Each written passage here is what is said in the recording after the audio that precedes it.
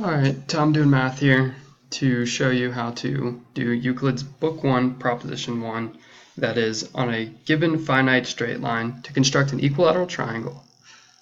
And from here you can see I've already done it, but we're going to walk through it together.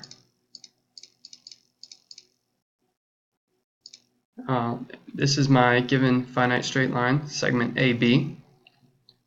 And from here we're going to use our circle postulate, and we are going to construct circle A with radius AB, and we're going to construct a second circle with center B, radius BA.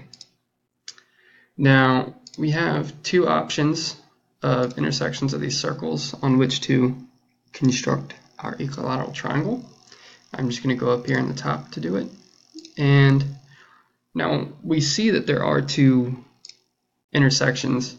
However, Euclid has a postulate for everything, constructing AC and BC, and he never actually had a postulate saying that his circles would intersect.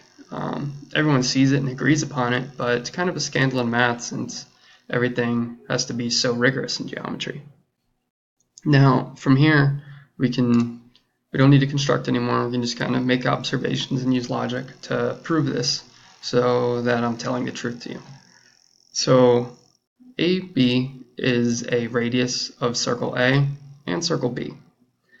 Now AC is a radius of circle A, which means it's congruent to AB. We can make it the same color and everyone can smile. And now BC is a radius of circle B, same as BA, so it's congruent to AB and BA since they're congruent to themselves. We'll also make that one purple, and la-ti-da. This triangle looks pretty equilateral to me. It's three sides the same length, and we have now constructed a equilateral triangle on a given finite straight line. Thanks for watching. Have a good day.